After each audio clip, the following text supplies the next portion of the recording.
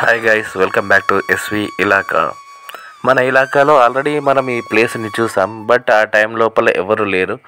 ఈసారి మళ్ళీ మనము ఈ జాతర స్పెషల్ కాబట్టి సెకండ్ టైం వెళ్తా ఉన్నాం. ఇది జైత్యాల ఫస్ట్ బైపాస్ సిటీ సెంటర్లో నుండిలే ఉంటుంది. మనకు ఏది గొల్లపల్లి రూట్ క్రాస్ చేసి ముంగడికి వచ్చింది అని అంటే స్ట్రేట్ జాంబాగ్ సైడ్ నుండి ఈ ఏరియా అంతా కూడా జాంబాగ్ అని అంటారు. ఒకప్పుడు జామతోటి ఉండేది. బట్ ఇక మనము ఎప్పుడైతే మనుషులు అనేటోళ్ళు ట్రైన్లో కొద్దిగా ఫారెస్ట్ అనేది పోతూ ఉంటుంది. తోటలు కాదు, పొలాలు కూడా అన్నీ కూడా ఇండ్ల లెక్క మారిపోతూ ఉంటుంది. సో కానీ ఇక్కడ కొంచెం కేర్ఫుల్గా ఉండాలి. ఎందుకంటే స్నేక్ బెన్స్ టైపు బాగా టర్నింగ్స్ అనేటివి ఉంటాయి. పెద్ద పెద్ద వెహికల్స్ వస్తూ ఉంటాయి కాబట్టి 2 సైడ్స్ రోడ్ అయ్యేది ఉంటే చాలా బాగుండేది. కానీ ఈ సైడ్ మాత్రమే ఉన్నది. ఆ సైడ్ ఇక ఫ్యూచర్లో అవుతుంది అని చెప్పి ఎప్పటిండేలో ఉన్నది.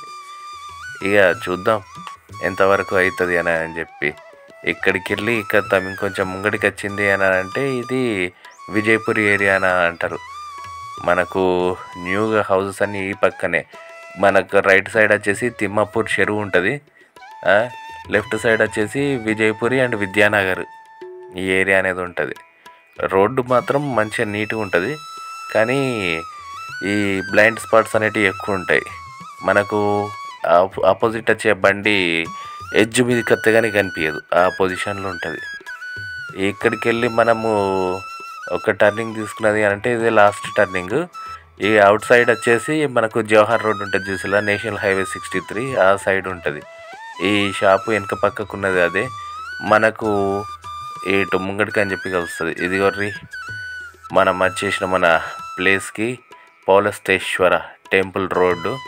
ఇక్కడ నుండి మనం లోపలికి వెళ్ళింది అని అంటే మనం ఈరోజు చూడబోయే ప్లేస్ వచ్చేసి శ్రీ సమ్మక్క సారక్క వనదేవతల గుడి. మనం ఇగో ఈ సైడ్ నుండి పోతేనేమో అటు గుట్ట మీదకి వస్తాం, అయ్యప్ప టెంపుల్. ఈ ముంగటికి వెళ్ళి అట్లా లెఫ్ట్ తీసుకుంటేనేమో పౌలస్తేశ్వర టెంపుల్కి వెళ్తాం.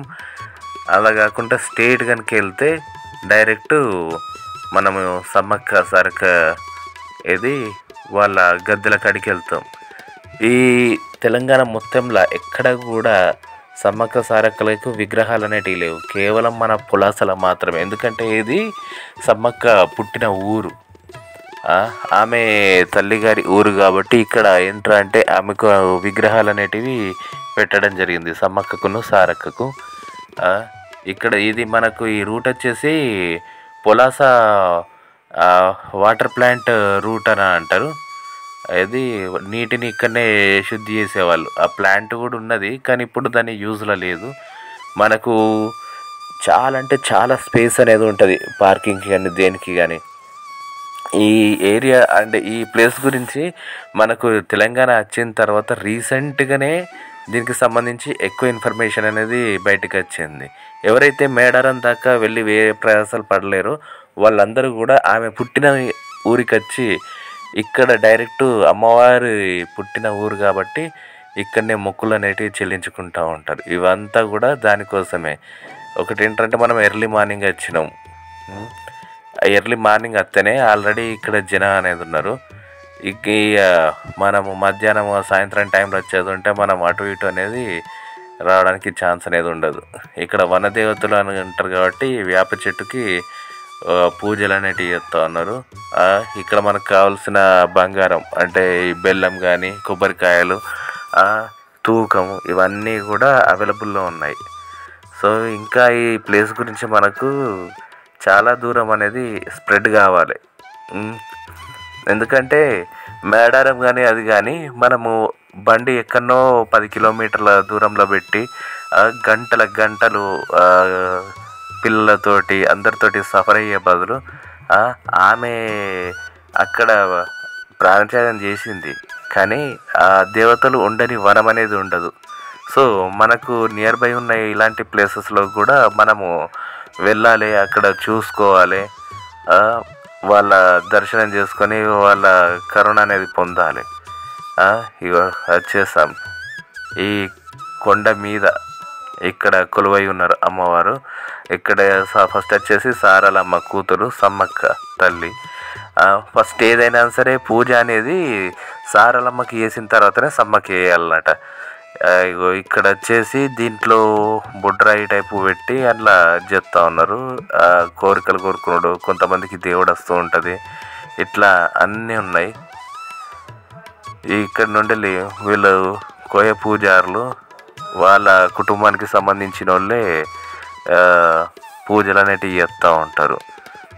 ఇక్కడనే మనకు అమ్మవారి విగ్రహాలు అనేటివి కనిపిస్తూ ఉంటాయి. తెలంగాణలో ఎక్కడ కూడా ప్రత్యేకంగా విగ్రహాలు అనేటివి కనిపించాయి. ఎందుకంటే ఇది ఆమె పుట్టిన ఊరు కాబట్టి వాళ్ళకు తెలుసు మా ఇంటి ఆడబిడ్డ అని చెప్పి వాళ్ళు డైరెక్ట్గా ఇక ఈ విగ్రహాలతోటే కొలుస్తూ ఉంటారు. అబ్బో, ఆల్రెడీ ఇంత పొద్దున కూడా స్టార్ట్ అయిపోయినాయి పూజలు.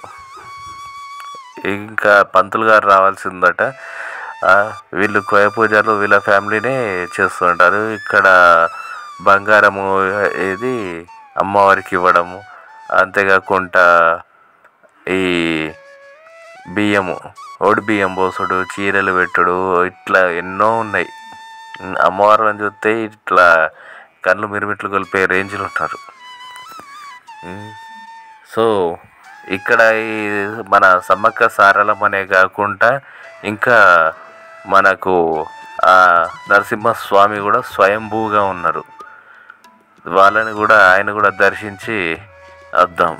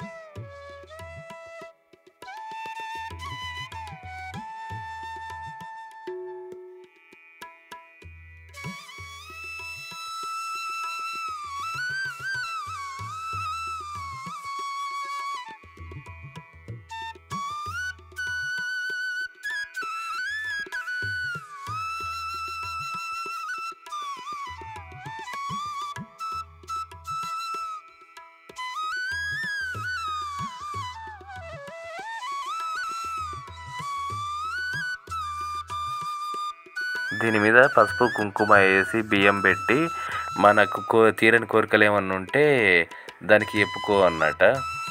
సో దానికి పక్కనే మనకు ఈ తక్కెడ అనేది ఉన్నది. ఎవరైతే ముడుపులు అనేటివి కడతారో వాళ్ళ కోరికలు తీరిన తర్వాత ఆ పర్సన్కి సంబంధించినంత బంగారాన్ని ఇక్కడ తూచి ఇక్కడ ఉండే వాళ్ళందరికీ భక్తులందరికీ పంచుతారు.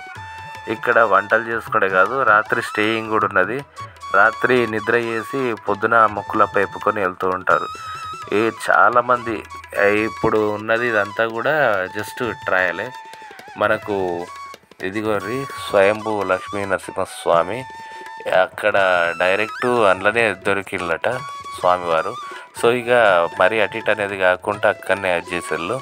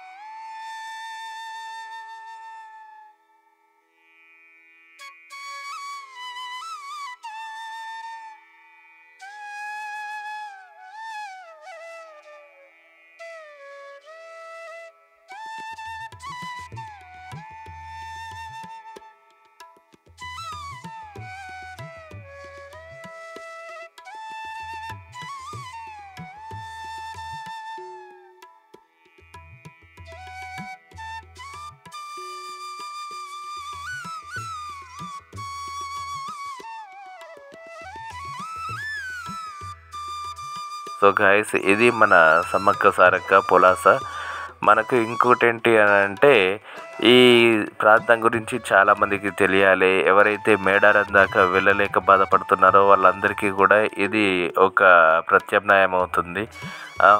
అంతేకాకుండా మన ప్రాంతాన్ని, మన దేవుళ్ళను, మన సంస్కృతిని మనం కాపాడుకోవాలి.